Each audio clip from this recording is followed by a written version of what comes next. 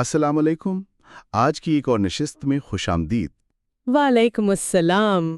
آج ہم انشاءاللہ کتاب لوح و قلم از حضور قلندر بابا اولیاء رحمت اللہ علیہ کے سلسلے کو آگے بڑھائیں گے اور صفحات 72 سے 77 کا ایک تفصیلی جائزہ لیں گے۔ جی بالکل، اور ان صفحات میں کچھ بہت ہی اہم اور میں کہوں گی بنیادی نوعیت کے روحانی تصورات زیر بحث آئے ہیں۔ کون کون سے موضوعات ہیں آج کے لیے؟ جی، جو اہم عنوانات ہیں ان میں تو شامل ہے باصرہ اور شہود نفسی، یعنی دیکھنے کی حس اور مشاہدے کی صلاحیت کا تعلق۔ اچھا۔ پھر ہم دیکھیں گے عمل استرخاء کو کہ اس مشق سے دیگر روحانی حواس کیسے بیدار ہوتے ہیں۔ اور آخر میں ایک بہت ہی آپ کہہ لیں فکر انگیز اور گہرا موضوع ہے علم لا اور علم اللہ۔ علم اللہ اور علم اللہ، یہ تو بہت دلچسپ لگ رہا ہے۔ جی بہت۔ لیکن یہ تو ہوئے نمایاں عنوانات۔ ہماری کوشش یہ ہوگی کہ ان صفحات میں جو بھی نقاط، جو بھی تفصیلات بیان کی گئی ہیں ان سب پر بات ہو، کوئی پہلو نظر انداز نہ ہو۔ انشاءاللہ یہی کوشش رہے گی کہ ہر بات کو کھول کر بیان کیا جا سکے۔ لیکن اس سے پہلے کہ ہم آج کے موضوعات میں گہرائی میں جائیں، وہ ضروری بات جو ہم ہر نشست کے آغاز میں دہراتے ہیں، لوح و قلم کی اہمیت کے بارے میں، تاکہ یہ بات سننے والوں کے ذہن میں اچھی طرح بیٹھ جائے کہ یہ کس پائے کا علم ہے۔ جی، یہ یاد دہانی بہت ضروری ہے، خاص طور پر نئے سننے والوں کے لیے بھی۔ بالکل، تو آپ ہی بیان فرما دیں۔ جی، تو دیکھیے بات یہ ہے کہ حضور قلندر بابا اولیاء رحمت اللہ علیہ نے جو ایک بہت بڑا کام کیا ہے وہ یہ ہے کہ انہوں نے علم سینہ کو ایک باقاعدہ سائنس کے طور پر پیش کیا ہے۔ علم سینہ یعنی وہ علم جو سینہ بسینہ منتقل ہوتا تھا؟ بالکل، وہ علم، وہ روحانی حقائق اور وہ تعلیمات جو حضور قلندر بابا اولیاء رحمت کے دور تک یا ان کی اپنی حیات مبارکہ تک ایک خاص طریقے سے، یعنی ایک مرشد سے ایک مرید کو سینہ بسینہ منتقل ہوتی تھیں۔ ان تمام باتوں کو، اس پورے علم سینہ کو حضور قلندر بابا اولیاء رحمت اللہ علیہ نے نبی آخر الزماں حضرت محمد رسول اللہ صلی اللہ علیہ وآلہ وسلم کے حکم پر صلی اللہ علیہ وآلہ وسلم۔ جی، اور یہ حکم انہیں باقاعدہ بصورت نسبت اویسیہ ملا تھا۔ تو اس حکم کی تعمیل میں انہوں نے اس سارے علم کو ایک انتہائی مربوط، منظم اور سائنسی انداز میں مرتب کیا۔ یعنی روحانیت کو ایک سائنس بنا دیا۔ اب بالکل صحیح کہہ رہے ہیں، روحانیت کو ایک اسپرچول سائنس بنا دیا، اسے ایک ایسے نظام کے تحت پیش کیا کہ اب اسے سمجھا جا سکتا ہے، پرکھا جا سکتا ہے۔ تو اب یہ جو علم سینہ تھا، یہ ہمیں لوح و قلم کی شکل میں ایک اسپرچول سائنس کے طور پر دستیاب ہے؟ جی ہاں، اب یہ کتاب ہمارے سامنے ہے۔ اب جس کا جی چاہے، جو بھی حق کا متلاشی ہے، وہ اسے پڑھے، اس میں بتائے گئے اصولوں کو آزمائے، ان پر عمل کریں، اپنی صلاحیتوں کو پہچانیں اور انہیں نشونما دے، اور بالآخر اس مقصد کو پالے جس کے لیے اللہ نے انسان کو تخلیق کیا ہے۔ بالکل، یعنی اپنی تخلیق کے مقصد کی تکمیل کر لے۔ یہ اس کتاب کا سمجھیں لب لباب ہے۔ بہت خوب۔ اور ایک چھوٹا سا نوٹ ان احباب کے لیے جو شاید آج پہلی بار اس سلسلے کو سن رہے ہیں۔ جی ضرور۔ ہو سکتا ہے کہ کچھ باتیں، کچھ اصطلاحات انہیں سمجھنے میں تھوڑی دقت پیش آئے، تو ان سے یہی گزارش ہے کہ اگر وہ اس علم کو گہرائی سے سمجھنا چاہتے ہیں تو لوح و قلم پر ہماری گفتگو کے اس سلسلے کو بالکل ابتدا سے سنیں۔ جی، کیونکہ یہ ایک تسلسل میں چلنے والی گفتگو ہے، پچھلی باتوں کا ربط اگلی باتوں سے ہے۔ ٹھیک ہے، تو چلیں اب آج کے موضوعات کا آغاز کرتے ہیں۔ پچھلی نشست کا اگر تھوڑا سا خلاصہ کر دیں تو بہتر رہے گا۔ جی، پچھلی بار ہم نے روح کی جو 6 مرکزیتیں ہیں، یعنی لطائف ستہ، ان پر بات کی تھی۔ خاص طور پر یہ کہ 3 لطائف نیند میں اور 3 بیداری میں فعال ہوتے ہیں۔ اور لطیفہ نفسیہ کا ذکر آیا تھا کہ اس کی حرکت کا تعلق آنکھ کے کام کرنے اور پلک جھپکنے کے عمل سے۔ جی، یہ ایک اہم نقطہ تھا جو آج کی گفتگو سے بھی جوڑے گا، اور ساتھ ہی یہ بات بھی ہوئی تھی کہ مسلسل جاگتے رہنا، جیسے حضرت اویس کرنی رضی اللہ عنہ کی مثال دی گئی تھی، اور کم کھانا پینا، یہ چیزیں شہود یعنی روحانی مشاہدے کی جو قوتیں ہیں ان کو بیدار کرتی ہیں اور مضبوط بناتی ہیں۔ ٹھیک ہے، تو اب صفحہ 72 پر حضور قلندر بابا اولیاء رحمت اللہ علیہ باصرہ اور شہود نفسی کے عنوان سے بات شروع کر رہے ہیں۔ جی، وہ فرماتے ہیں کہ انسان کے اندر اللہ تعالیٰ نے بہت سی صلاحیتیں رکھی ہیں جو وقتاً فوقتاً ظاہر ہوتی رہتی ہیں۔ ان میں سے ایک صلاحیت یا کہیں کہ ایک حص باصرہ ہے۔ باصرہ یعنی دیکھنے کی حس۔ عام طور پر تو ہم اسے صرف آنکھ کا فعل سمجھتے ہیں۔ ہاں، عام طور پر یہی سمجھا جاتا ہے، لیکن یہاں حضور قلندر بابا اولیاء رحمت اللہ علیہ اس کی تخلیق، اس کی ترتیب اور اس کی اصل حقیقت بیان فرما رہے ہیں۔ یہ صرف آنکھ کے پتلی یا پردے کا معاملہ نہیں ہے۔ تو پھر اس کی بنیاد کیا ہے؟ یہ حس پیدا کیسے ہوتی ہے؟ کی جو روشنیاں ہیں وہ پوری کائنات کے ہر ذرے کا احاطہ کیے ہوئے ہیں۔ ہر ذرے کا؟ یعنی یہ اتنی وسیع ہیں؟ جی ہاں، ناقابل تصور حد تک وسیع۔ تو ان لاتعداد ان گنت روشنیوں میں سے ایک شعاع، ایک رے، اس کا نام باصرہ ہے۔ اچھا، یعنی باصرہ لطیفہ نفسی کی روشنیوں میں سے نکلی ہوئی ایک شعاع ہے؟ بالکل، اور یہ شعاع، یہ باصرہ کائنات کے پورے دائرے میں، پورے اسفیئر میں گردش کرتی رہتی ہے۔ اسے سمجھنے کے لیے کوئی مثال دی ہے حضور قلندر بابا اولیاء علیہ نے؟ جی، ایک بہت ہی خوبصورت اور واضح مثال دی ہے۔ فرماتے ہیں یوں سمجھیں کہ پوری کائنات ایک بہت بڑا دائرہ ہے، ایک اسفیئر ہے۔ ٹھیک۔ اور لطیفہ نفسی کی جو روشنی ہے وہ اس دائرے کے مرکز میں جلتا ہوا ایک چراغ ہے۔ اچھا، کائنات دائرہ اور لطیفہ نفسی چراغ؟ جی، اور اس چراغ کی جو لو ہے، جو فلیم ہے، اس لو کا نام باصرہ ہے۔ سبحان اللہ، چراغ کی لو کا نام باصرہ؟ جی، اب ہوتا کیا ہے، جہاں جہاں اس لو کا عکس پڑتا ہے، ریفلیکشن پڑتا ہے، وہ جگہ اور اس کے آس پاس کا ماحول، وہ سب کچھ اس لو کو یعنی لطیفہ نفسی کو نظر آ جاتا ہے۔ یعنی ہمارا دیکھنا دراصل لطیفہ نفسی کی روشنی کا کائنات پر عکس ڈالنا اور پھر اس عکس کو محسوس کرنا ہے۔ بالکل، آپ نے صحیح سمجھا۔ یہ دیکھنے کے عمل کی روحانی توجیہ ہے۔ یہ تو بالکل ہی مختلف زاویہ ہے دیکھنے کو سمجھنے کا۔ کیا اس روشنی میں یعنی اس لو میں شدت کے لحاظ سے بھی کوئی فرق ہوتا ہے؟ جی ہاں، اور یہی نقطہ آگے چل کر بہت سی چیزوں کی بنیاد بنتا ہے۔ حضور قلندر بابا اولیاء فرماتے ہیں کہ اس چراغ کی لو یعنی باصرہ کی جو روشنی ہے اس میں باقاعدہ درجہ بندی، گریڈیشن اور تنوع، ویریشن پایا جاتا ہے۔ کس طرح کی درجہ بندی؟ وہ 4 درجے بیان فرماتے ہیں: بہت ہلکی روشنی، پھر ہلکی روشنی، پھر تیز روشنی اور پھر بہت تیز روشنی۔ بہت ہلکی، ہلکی، تیز اور پھر بہت تیز۔ اچھا، ان سے ہوتا کیا ہے؟ ہر درجے کی روشنی کا ہمارے ذہن پر، ہمارے ادراک پر ایک مخصوص اثر ہوتا ہے۔ حضور قلندر بابا اولیاء رحمت اللہ فرماتے ہیں جب روشنی بہت ہلکی ہوتی ہے تو ذہن میں چیزوں کا محض توہم پیدا ہوتا ہے، واہمہ جسے کہتے ہیں۔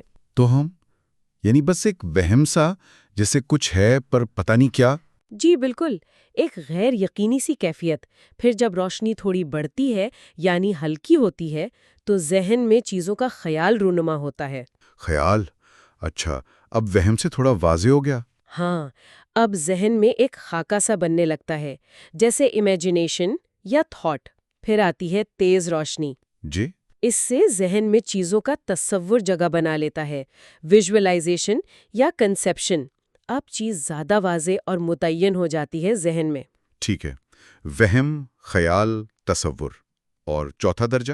چوتھا درجہ ہے بہت تیز روشنی کا۔ جب روشنی اتنی تیز ہو جاتی ہے تو پھر نگاہ براہ راست ان چیزوں تک پہنچ کر انہیں دیکھ لیتی ہے، یعنی وہ چیز محسوس ہو جاتی ہے، حس کام کرنے لگتی ہے۔ اسی کو احساس، حس یا باصرہ کا مکمل فعال ہونا کہا گیا ہے۔ اللہ اکبر! یعنی ہمارا وہم کرنا، خیال کرنا، تصور کرنا اور پھر باقاعدہ کسی چیز کو دیکھنا، یہ سب اصل میں ایک ہی لطیفہ نفسی کی روشنی کے کم یا زیادہ ہونے کے کرشمے ہیں۔ آپ بالکل صحیح کہہ رہی ہیں، یہ ایک ہی تسلسل ہے۔ وہم سے لے کر حس تک یہ سارے مدارج اسی ایک روشنی کی شدت پر منحصر ہیں۔ یہ تو ذہن کو ہلا دینے والی بات ہے۔ ہم تو سمجھتے تھے کہ دیکھنا بس آنکھ کا کام ہے اور سوچنا دماغ کا۔ یہاں تو سب کچھ لطیفہ نفسی سے جڑا ہوا نظر آ رہا ہے۔ جی، روحانیت کا علم ہمیں چیزوں کی اصل حقیقت سے روشناس کراتا ہے، اور حضور قلندر بابا اولیاء اللہ فرماتے ہیں کہ یہ چاروں ابتدائی مراحل ہیں: وہمہ، خیال، تصور اور احساس باصرہ۔ یہ سب لطیفہ نفسی کی روشنیوں کے شہود یعنی مشاہدے یعنی وٹنسنگ کے ہی قدم ہیں۔ شہود؟ اس کی کیا تعریف کی گئی ہے؟ شہود کا مطلب ہے کسی بھی روشنی تک، چاہے وہ بہت ہلکی ہو یا بہت تیز، نگاہ کا پہنچ جانا، بس نگاہ کا اس روشنی تک رسائی حاصل کر لینا، یہ شہود ہے۔ اچھا، تو پھر ایک اور اصطلاح استعمال ہوئی ہے، شہود نفس۔ اس میں اور شہود میں کیا فرق ہوا؟ بہت اچھا سوال ہے۔ دیکھیں، شہود تو ہوا نگاہ کا روشنی تک پہنچنا، لیکن شہود نفس یہ وہ خاص صلاحیت ہے، وہ فیکلٹی ہے روح کی، جو ہلکی سے ہلکی روشنی کو بھی نگاہ میں منتقل کر دیتی ہے۔ یعنی شہود نفس کی وجہ سے وہ چیزیں جو پہلے صرف توہم یا خیال کے درجے میں تھیں، اب وہ باقاعدہ اپنے خد و خال، اپنی شکل و صورت، اپنے رنگ و روپ کے ساتھ دیکھی جا سکتی ہیں۔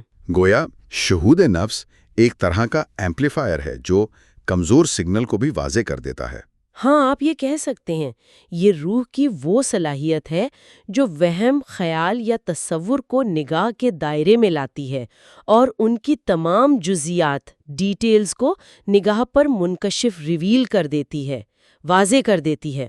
تو پہلے شہود ہوتا ہے یعنی روشنی تک رسائی، اور پھر شہود نفس اس رسائی کو بامانی بناتا ہے، اسے دیکھنے کے قابل بناتا ہے۔ بالکل، اور پھر حضور قلندر بابا اولیاء رحمت اللہ فرماتے ہیں کہ جب روح کی یہ صلاحیت یعنی شہود لطیفہ نفسی کی حدوں میں ابھرتی ہے اور ایک قانونی اصول بن کر رونما ہوتی ہے تو وہ بیداری کی حیثیت کا خاصہ بن جاتی ہے۔ بیداری کی حیثیت کا خاصہ؟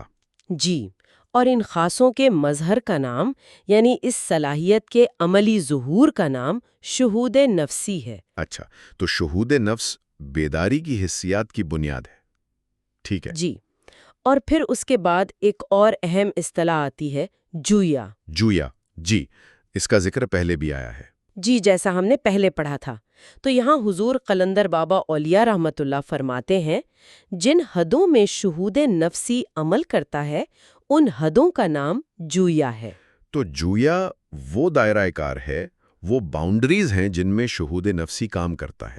بالکل، آپ اسے آپریٹنگ فیلڈ کہہ سکتے ہیں۔ یہ وہ حدود ہیں جہاں شہود نفسی پوری طرح فعال ہوتا ہے۔ ان حدود میں کیا کیا شامل ہے؟ کیا تفصیل بتائی گئی ہے؟ جی، بتایا گیا ہے۔ فرماتے ہیں کہ ان جویا کی حدوں کی جزیات کیا ہیں؟ وہ ہیں بیداری کا نصب العین مقصد، بیداری کی حرکتیں، بیداری کا مفہوم اور بیداری کے نتائج۔ یہ سب کچھ ان حدوں میں طے پاتا ہے۔ اللہ اکبر! یعنی ہماری بیداری کا پورا لائحہ عمل، اس کا مقصد، اس کے معنی، اس کے نتائج، یہ سب شہود کی حدود میں متعین ہو رہا ہے، اور اس کا تعلق شہود نفسی سے ہے، جس کی بنیاد لطیفہ نفسی اور باصرہ پر ہے۔ جی ہاں، یہ ایک زنجیر کی کڑیوں کی طرح ہے، اور حضور قلندر بابا اولیاء رحمت اللہ فرماتے ہیں کہ یہ شہود نفسی کا پہلا قدم ہے۔ صرف پہلا قدم؟ یعنی ابھی آگے اور مراحل بھی ہیں؟ جی بالکل، یہ تو صرف آغاز ہے جس کا تعلق بنیادی طور پر حس باصرہ یعنی نگاہ سے تھا۔ تو پھر سوال پیدا ہوتا ہے کہ باقی حواس کا کیا؟ سونگنا، سننا، چکھنا، چھونا، ان کا شہود سے کیا تعلق ہے؟ یہی اگلا موضوع ہے۔ حضور قلندر بابا اولیاء رحمت اللہ فرماتے ہیں کہ یہ جو شہود ہے جس کا آغاز باصرہ سے ہوا، اس کی مزید ترقی یافتہ شکلیں وہی حالت پیدا کرتی ہیں جو بیداری میں ہماری دیگر 4 حسیات پیدا کرتی ہیں۔ یعنی شہود نفسی ترقی کر کے سماعت، شامہ، ذائقہ اور لامسہ کی کیفیات بھی پیدا کر سکتا ہے؟ جی ہاں، بالکل یہی بات ہے۔ یہ کیسے ممکن ہے؟ مطلب دیکھنے کی حس سے سننے یا سونگنے کی حس کیسے پیدا ہو سکتی ہے؟ اس کا طریقہ بھی بتایا گیا ہے۔ وہ فرماتے ہیں کہ یہ تب ہوتا ہے جب لطیفہ نفسی کی روشنیاں مضروب ہوتی ہیں۔ مضروب یعنی ضرب دی جاتی ہیں، ملٹیپلائیڈ؟ جی، ضرب دی جاتی ہیں یا بڑھائی جاتی ہیں، مطلب جب لطیفہ نفسی کی روشنیوں میں اضافہ ہوتا ہے۔ ہوتا یہ ہے کہ جب باصرہ کی کسی حس کا بار بار اعادہ یا تکرار ہوتا ہے تو درجہ بدرجہ، سٹیپ بائی سٹیپ، باقی حواس بھی ترتیب پا جاتے ہیں۔ اچھا، تو لطیفہ نفسی کی روشنیوں کو بڑھانا اصل کنجی ہے؟ بالکل، اس ساری ترتیب کا دار و مدار لطیفہ نفسی کی روشنیوں کے زیادہ سے زیادہ ہونے پر ہے۔ جتنی یہ روشنیاں بڑھیں گی اتنی ہی یہ صلاحیتیں کھلتی جائیں گی۔ اور یہ روشنیاں زیادہ کیسے ہوتی ہیں؟ اس کا کیا طریقہ ہے؟ اس کا طریقہ ہے یکسوئی، یعنی کانسنٹریشن۔ حضور قلندر بابا اولیاء اللہ فرماتے ہیں کہ یہ اضافہ تب ہوتا ہے جب کوئی شخص بیداری میں اپنے ذہنی رجحانات کو، اپنی توجہ کو مسلسل ایک ہی نقطے پر مرکوز کرنے کا عادی ہو جائے۔ یعنی کانسنٹریشن پاور بڑھانے سے لطیفہ نفسی کی روشنیاں بڑھتی ہیں؟ جی، جب ذہن منتشر نہ ہو، ایک نقطے پر ٹکا رہے تو یہ روشنیاں مجتمع ہوتی ہیں، بڑھتی ہیں۔ اور یہ یکسوئی کی عادت کیسے پختہ ہوتی ہے؟ ظاہر ہے آج کل کے دور میں تو ذہن ہر وقت بھٹکتا رہتا ہے۔ اس کے لیے ایک خاص مشق کا ذکر کیا گیا ہے جسے عمل استرخاء کہتے ہیں۔ حضور قلندر بابا اولیاء رحمت اللہ فرماتے ہیں کہ یہ یکسوئی کی عادت عمل استرخاء کے پے در پے، یعنی بار بار کرنے سے حاصل ہوتی ہے۔ عمل استرخاء، یہ کیا عمل ہے؟ اس کی کچھ تفصیل؟ جی، اس کی وضاحت کی گئی ہے۔ عمل استرخاء میں یہ کرتے ہیں کہ تاریکی میں کسی ایک نقطے پر آنکھیں جما کر پلک جھپکائے بغیر لگاتار اس نقطے کو تکتے رہتے ہیں۔ پلک جھپکائیں بغیر؟ یہ تو مشکل لگتا ہے۔ مشکل ضرور ہے لیکن ناممکن نہیں۔ اس میں قوت ارادی، ول پاور استعمال ہوتی ہے۔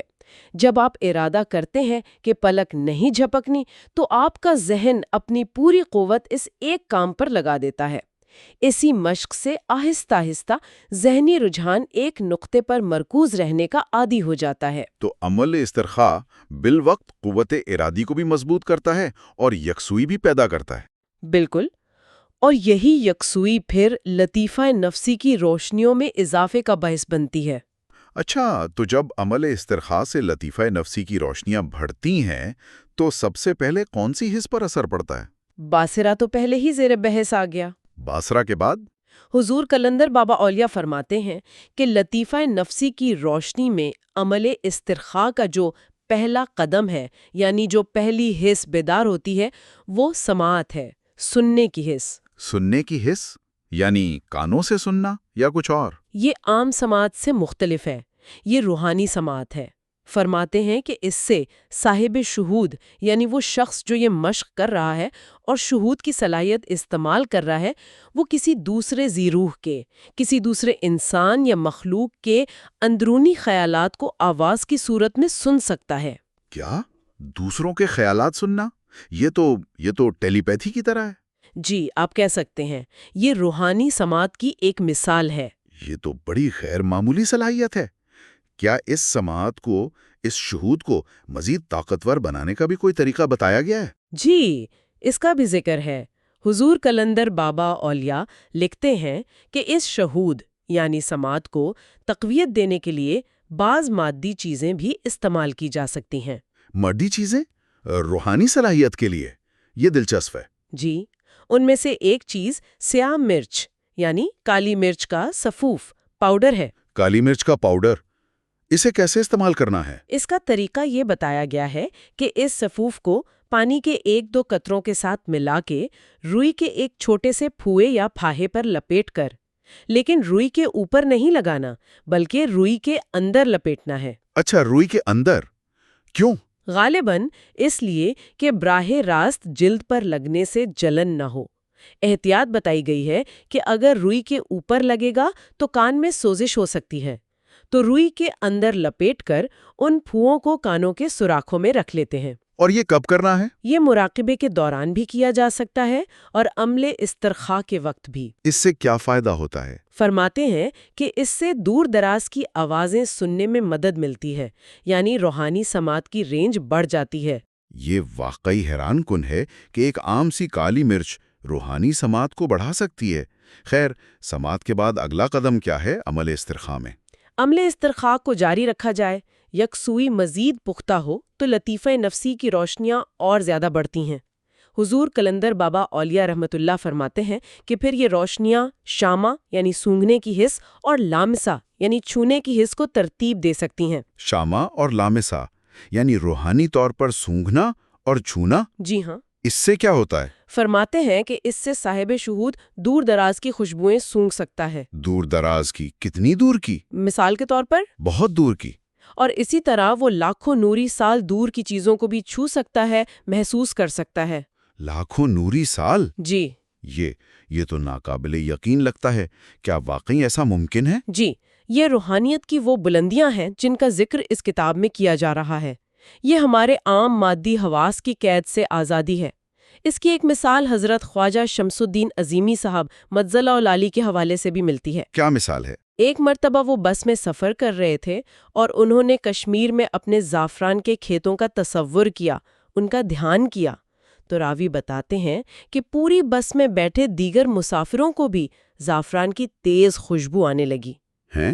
دوسرے لوگوں کو بھی؟ جی، یہ صاحب شہود کی قوت شامہ کا اثر تھا جو دوسروں تک بھی پہنچ گیا۔ سبحان اللہ، یہ تو کمال کی بات ہے۔ تو یہ تھا عمل استرخاء، اور اس سے دیگر حواس کا بیدار ہونا، یعنی باصرہ سے شروع ہو کر سماعت، شامہ اور لامسا تک کا سفر۔ جی، اور ان سب کی بنیاد لطیفہ نفسی کی روشنیوں کا بڑھنا ہے جو یکسوئی اور عمل استرخاء سے حاصل ہوتا ہے۔ ٹھیک ہے، اب صفحہ 75 کے قریب سے ایک نیا موضوع شروع ہو رہا ہے جو شاید لطیفہ نفسی کی روشنی بڑھانے کے طریقوں سے ہی متعلق ہے۔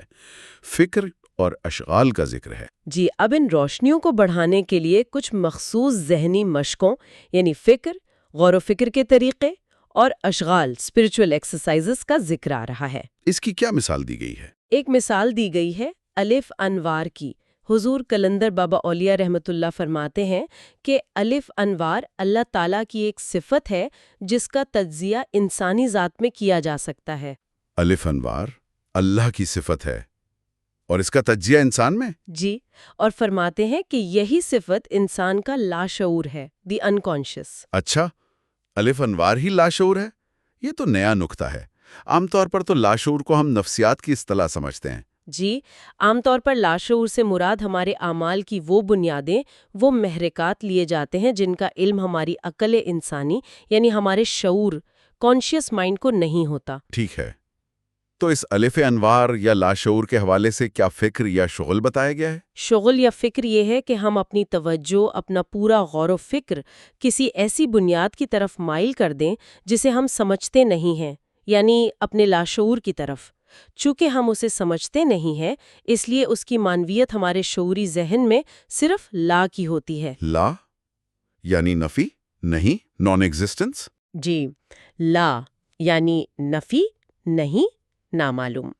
تو شغل یہ ہے کہ ہم اپنی ذات کے اندر اس انسانی صفت یعنی لا شعور جس کی حقیقت ہمارے لیے لا ہے، اس لا کی طرف متوجہ ہو جائیں۔ اپنی ذات کے اندر نہ ہونے یا نامعلوم پر توجہ مرکوز کرنا، یہ کیسے ممکن ہے؟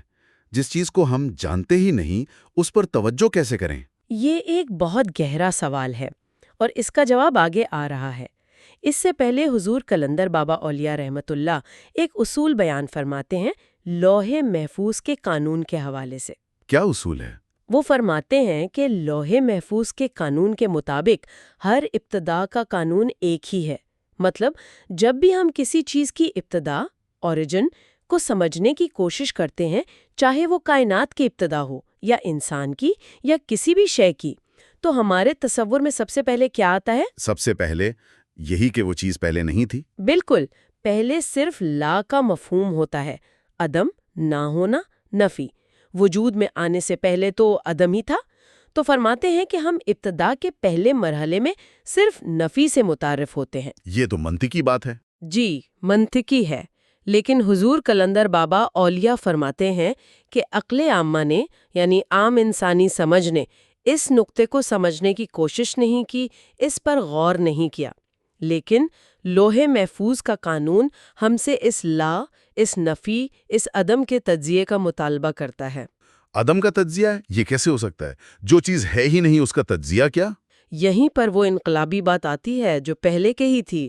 حضور قلندر بابا اولیاء فرماتے ہیں کہ ہر وہ حقیقت جس سے ہم کسی بھی طرح روشناس ہیں، چاہے وہم کے ذریعے، خیال کے ذریعے یا تصور کے ذریعے، وہ ایک ہستی رکھتی ہے، an existence, an entity۔ ہر حقیقت ایک ہستی رکھتی ہے، ٹھیک ہے؟ آگے فرماتے ہیں خواہ وہ ہستی لا ہی کیوں نہ ہو۔ کیا مطلب؟ یعنی لا، نفی، عدم، یہ بھی ایک ہستی ہے، ایک وجود ہے؟ جی، یہی وہ نقطہ ہے جو عام فہم سے بالاتر ہے۔ وہ فرما رہے ہیں کہ جس طرح اس بات کسی چیز کا ہونا، ایفرمیشن، ایگزسٹنس، ایک ہستی ہے، اسی طرح لا، کسی چیز کا نہ ہونا، نگیشن، نان ایگزسٹنس، بھی اپنے آپ میں ایک ہستی ہے۔ یہ بات سمجھنا تھوڑا مشکل ہو رہا ہے۔ نہیں ہونا کیسے ایک ہونا بن سکتا ہے؟ اس کی وضاحت آگے کی گئی ہے۔ فرماتے ہیں کہ جب ہم لوح محفوظ کے قانون کی طرزوں کو، اس کے پیٹرنز کو سمجھ لیں گے تو پھر ہم نفی اور اثبات دونوں کو ایک ہی تصور کی روشنی میں دیکھیں گے۔ ایک ہی تصور کی روشنی میں؟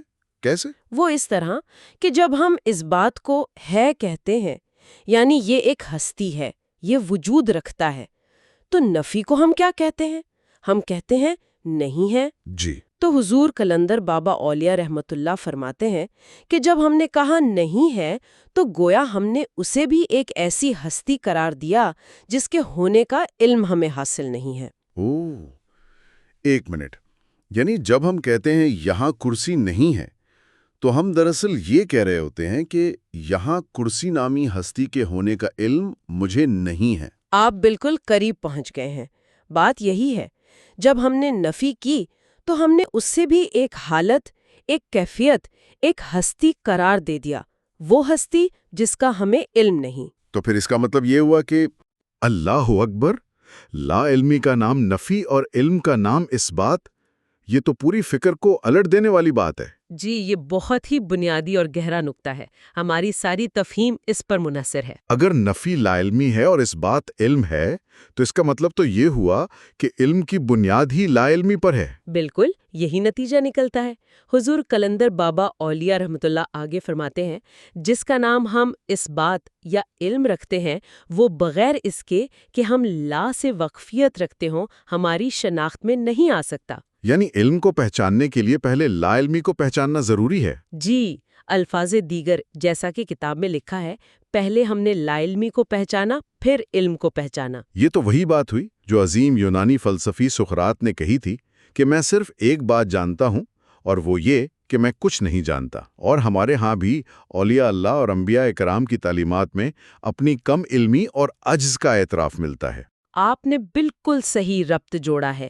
یہ ایک عالمگیر روحانی حقیقت ہے کہ حقیقی علم کا دروازہ اپنے جہل، اپنی لا علمی کے ادراک سے ہی کھلتا ہے۔ تو کیا اس لا علمی کی معرفت کو، اس لا کی پہچان کو بھی علم کہا جا سکتا ہے؟ جی ہاں، یہی اگلا منطقی قدم ہے۔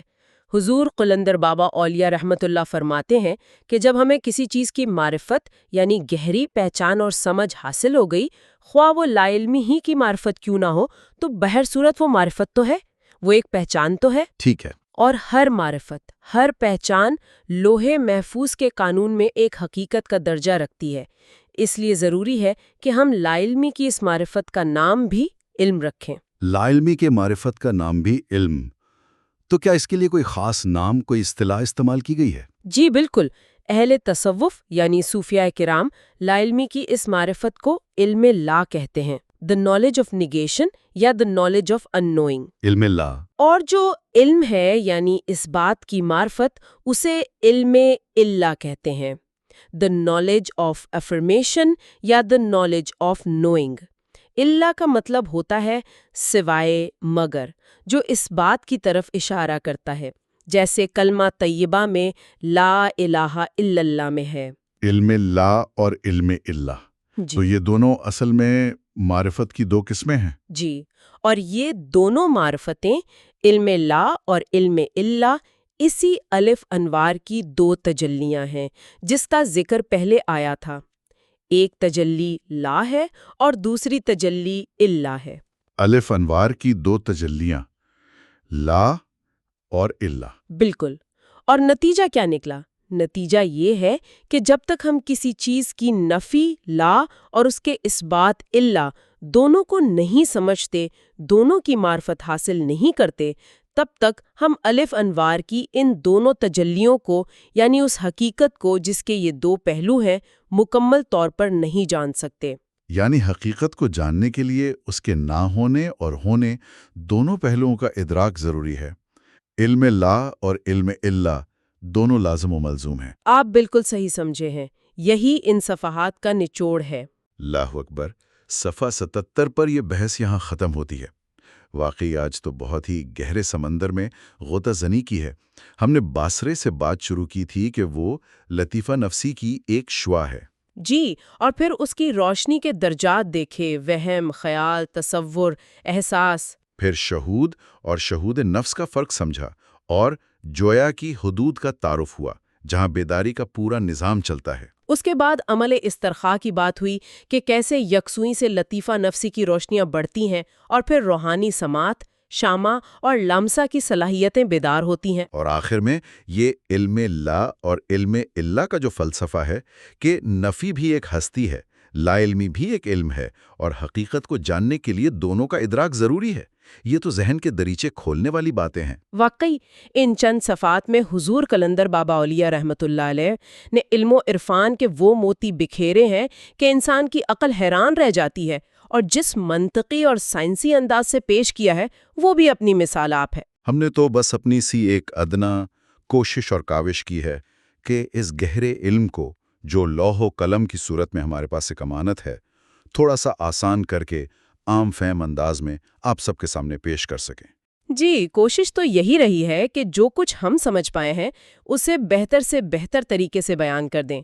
آج کی گفتگو کا خلاصہ یہی ہے کہ ہمارا دیکھنا، سننا، سونگھنا، چھونا، حتیٰ کہ سوچنا اور وہم کرنا بھی سب لطیفہ نفسی کی روشنیوں کے کھیل ہیں، جنہیں یکسوئی اور مخصوص مشقوں سے بڑھایا اور قابو کیا جا سکتا ہے۔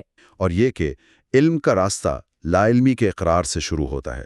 لا کو سمجھے بغیر اللہ تک نہیں پہنچا جا سکتا۔ بالکل۔ تو اب سننے والوں کا کام ہے کہ وہ خود کتاب کو کھولیں، ان صفحات کا مطالعہ کریں، ان پر غور و فکر کریں، اور اگر ہمت اور توفیق ہو تو ان تعلیمات پر عمل کرنے کی کوشش بھی کریں۔ تو اور عزیزوں کو ضرور بھیجیں جن کے بارے میں آپ محسوس کرتے ہیں کہ وہ حقیقی روحانیت کی تلاش میں ہیں، یا جنہیں آپ یہ باتیں بتانا چاہتے ہیں مگر کسی وجہ سے براہ راست بتا نہیں پاتے۔ ہو سکتا ہے یہ گفتگو ان کے لیے کسی خیر کا ذریعہ بن جائے۔ اور اگر آپ نے ابھی تک ہمارے چینل میلڈی آف ڈیوائن کو سبسکرائب نہیں کیا ہے تو ضرور سبسکرائب کر لیں، اس نشست کو پسند کریں اگر آپ کو اس سے کچھ سیکھنے کو ملا، اور نیچے تبصروں میں ہمیں ضرور بتائیں کہ آج کی گفتگو سے آپ نے کیا خاص بات سیکھی یا آپ کے ذہن میں کیا سوالات پیدا ہوئے۔ آپ کے تاثرات ہمارے لیے اہم ہیں، اور ایک بات ہمیشہ یاد رکھیے، یہ کتاب لوح و قلم پڑھنے کے بعد یہ کتاب خود آپ کی رہنما بن سکتی ہے۔ جتنا آپ اس میں غور کریں گے، جتنی گہرائی میں جائیں گے، اتنے ہی معنی اور اسرار آپ پر آشکار ہوتے جائیں گے۔ بالکل۔ آپ سب کے لیے بہت دعا ہے کہ اللہ تبارک و تعالی ہمیں اس علم کو صحیح معنوں میں سمجھنے، اس پر عمل کرنے اور اس سے حقیقی روحانی فائدہ اٹھانے کی توفیق عطا فرمائے۔ آمین ثم آمین۔ اللہ حافظ۔ اللہ حافظ۔